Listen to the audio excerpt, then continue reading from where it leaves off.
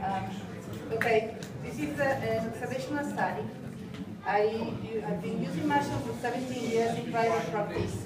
I'm a molecular biologist, but today I present you, this presentation is on Hericium, erinaceus, and the management of calprotectin in inflammatory bowel disease, chronic and inflammatory.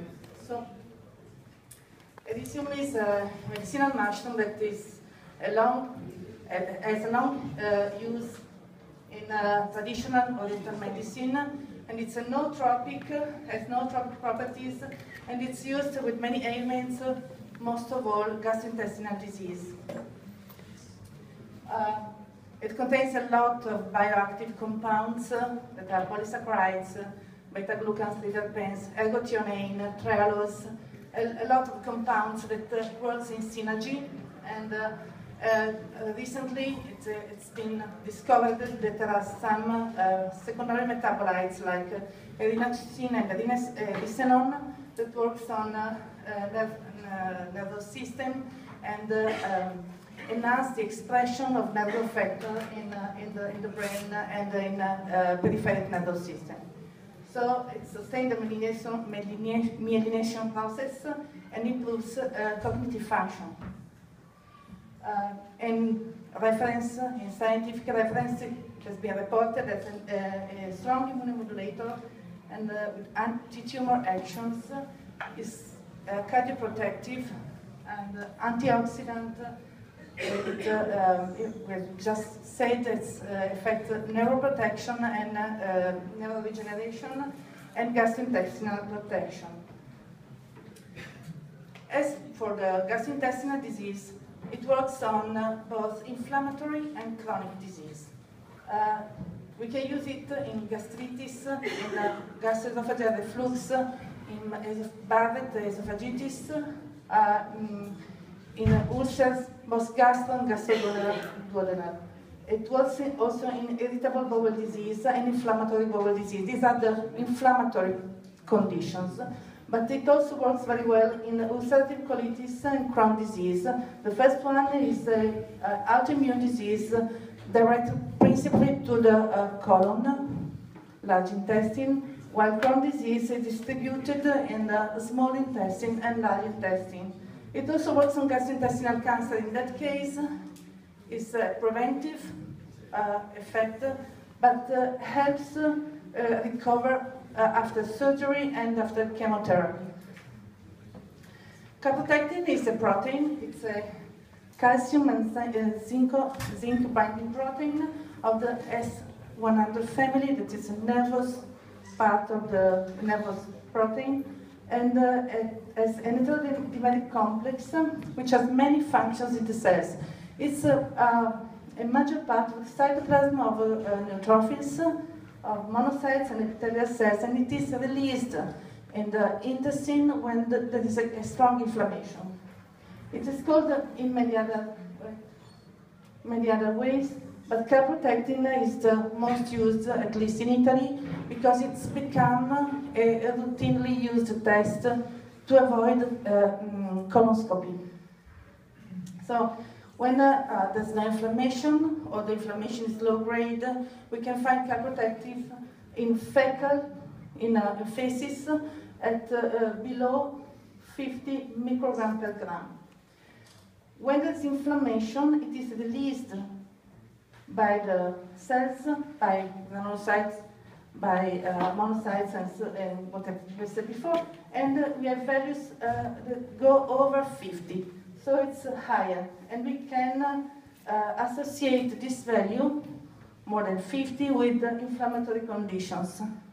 There's an algorithm that has been suggested by Walsham, and in this algorithm, fecal calprotectin is measured to exclude chronic inflammatory disease and to avoid colonoscopy. So fecal calprotectin, if it is maybe a person has a gastrointestinal discomfort, it's measured in the feces, it's below 50, then it's just inflammatory bowel syndrome, irritable bowel syndrome. If it is more than 50, we can divide in two categories. It is 50 to 150, and the patient is monitored, and then if it doesn't decrease, the patient goes to colonoscopy. If it decreases, it's just inflammatory bowel syndrome. When calprotectin is more than 150 micrograms per gram, then the patient goes directly to colonoscopy. In my study, I selected patients in these two categories. It is very difficult when you have private practice to define, to have a big number. So I decided to get both categories. This is the reason why. So my casuistics is 56 patients, 23 patients with ulcerative colitis, 12 patients with Crohn's disease, 11 patients with irritable bowel disease, and there is another category that is mixed condition. I call this one because the patients arrived with high calprotectin, sometimes very high, but there was no one of these diagnoses. There are different things like parasitosis, like colon cancer, peritoneal mesothelioma, sorry, and I decided to monitor the effect of Hericium in those patients. Two groups have been included in the study. The first group is patients who arrived to my private practice with high level of stool calprotectin at time 0, and patients who had strong discomfort, strong pain in the gastrointestinal tract, whom I asked to execute the exam. And I decided to take the ones who had more than 50. The treatment involves two parts.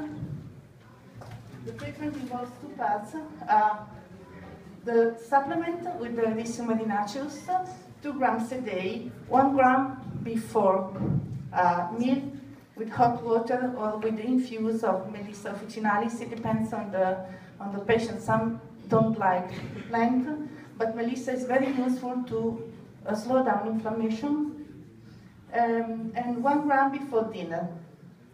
The supplement I used is Hericium erinaceus from Aurireform, from Noceto, that is composed of 80% of mycelium and fruiting bodies and 20% of alcoholic extract.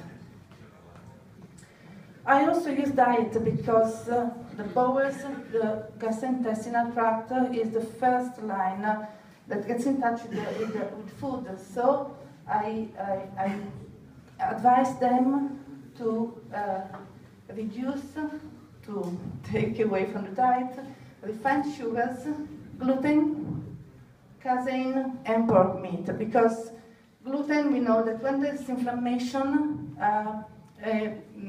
increase the risk of leaky gut syndrome and produces gluteomorphine, and the same is for casein. So gluten and casein are two proteins that can enhance inflammation in the gut. And pork meat because the pork has 2% difference in antigenity or genetic from us, and so there is the risk of higher inflammation.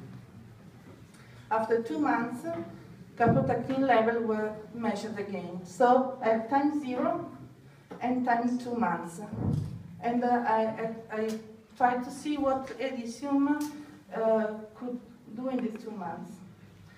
The cultivation of Hericium has been followed by Andrei Gregory with the supervision of Martin Berovich of University of Ljubljana.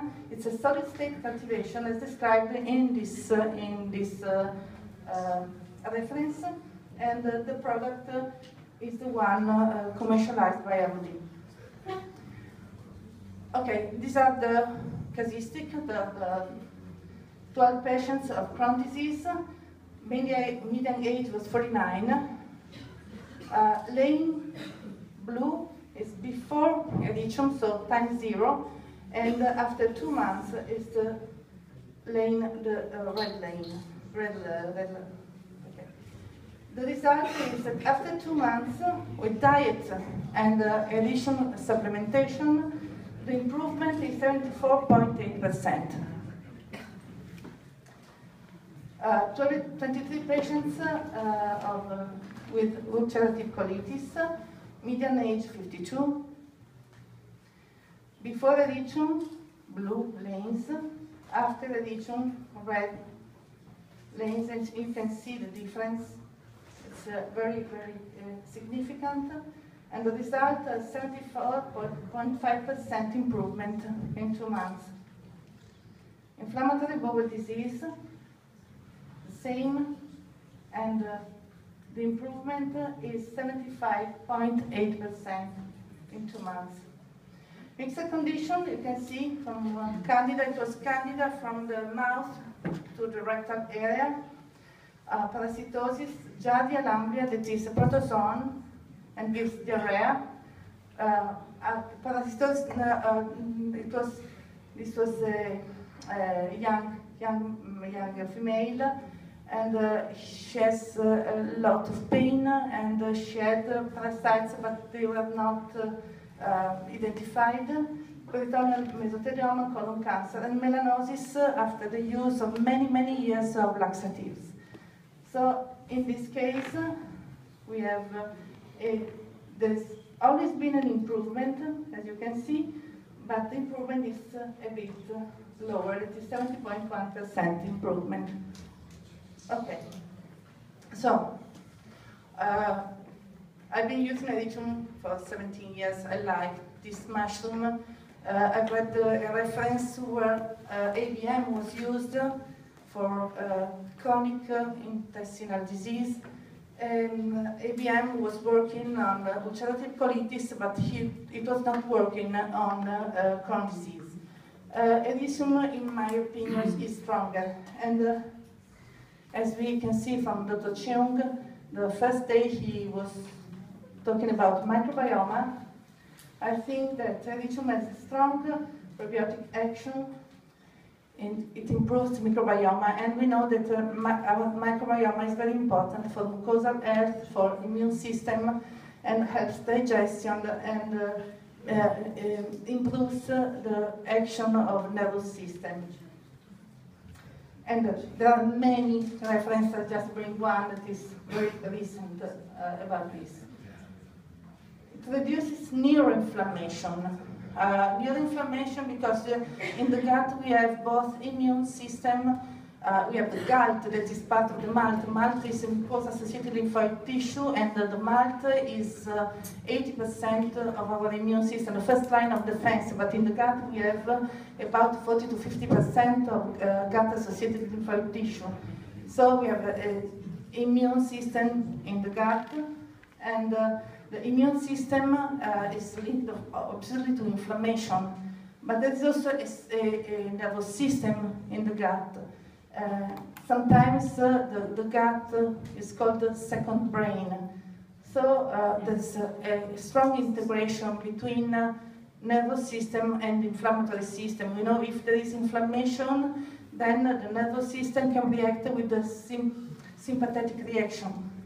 And the sympathetic reaction somehow disrupts the peristalsis and the expression of neuropeptides and digestive functions. So there's immune system and nervous system, and we know that Hericium works on both of them. So Hericium may be the best mushroom to use in these conditions. And also our the function of our gastrointestinal system is linked to our ability to manage emotions. And so there's a psycho-emotional, it's very important that by the psycho-emotional point of view, because in the gut we produce neuropeptides like serotonin, for example.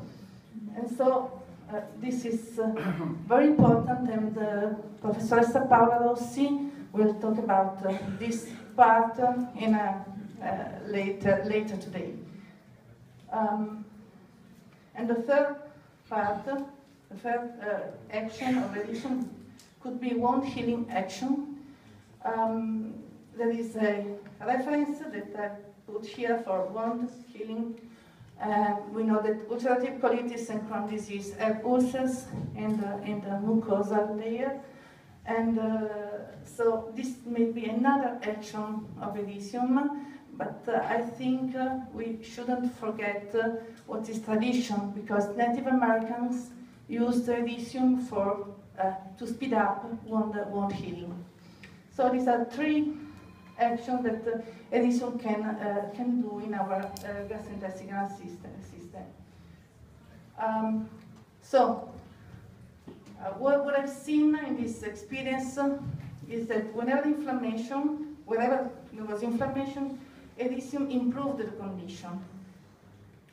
There was symptom improvements. Patients reported me after 3 weeks that the pain, the discomfort disappeared. So pain is very important because it helps them to with compliance. Diarrhea. Many of the patients with ulcerative colitis has had 10 to 12 hits of diarrhea every day, sometimes with blood. So after about 1 week, they reduced the number of crises. And the blood was absent after about 1 week. Weight loss, they were losing weight because they didn't absorb, and weight loss was stopped, but also the light of the skin was changed. Energy, they had much more energy to do things, to live every day. It reduces anxiety. They felt much better by the psychological point of view. The insomnia was improved, and the concentration was improved. Memory and concentration were improved.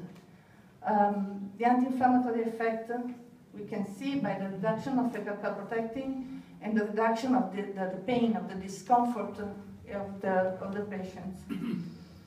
And also, many of these patients use drugs, cortisone or anti-inflammatory of the gut, and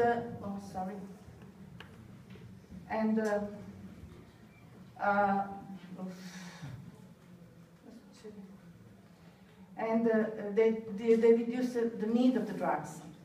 So they needed to use less drugs, less frequently. And what is very important, there was no side effect reported. Just at the beginning, they felt a bit confused. That is moving of toxin in the body, but it was just 1 or 2 days, and then everybody felt very well.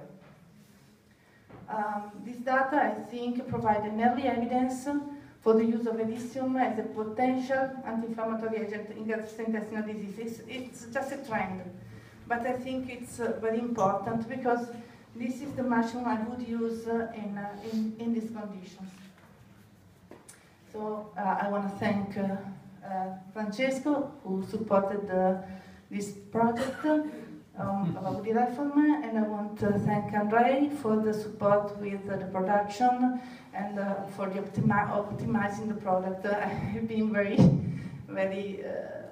sticky to him, and I thank everybody. And I want to show you the place where mushrooms are produced. That is a very wonderful place, high in the mountain, and it's very, very beautiful. Thank you for listening.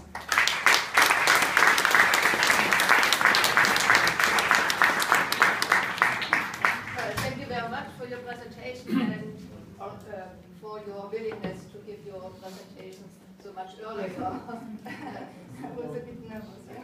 We don't have time for. We have time only for one question. No. I would like to ask, to understand the process, are there any biopsies taken before and after the treatment? No, because before to the diagnosis, yeah. The diagnosis was done by a physician, was done by gastroenteric. But I especially refer to histopathology. To Histopathology, understand okay. the process. I am a biologist, so I don't make any diagnosis. And the patient come to me with the diagnosis. I've been working for 23 years in the histopathology department, so I could see, so I could distinguish ulcerative colitis and Crohn's disease. Of course, there was, when that is cancer, there's always a biopsy. But every patient arrived to me with a histological report. So it was, the diagnosis was histological. They won't be happy when it happens afterwards again, but it would be so very useful. You know, in Italy, it's a problem now, because this is one way to reduce invasive exams. So if the calprotectin is low, they won't do any other exam. And I'm a biologist. I can't. Thank you very much again. And we'll have now coffee.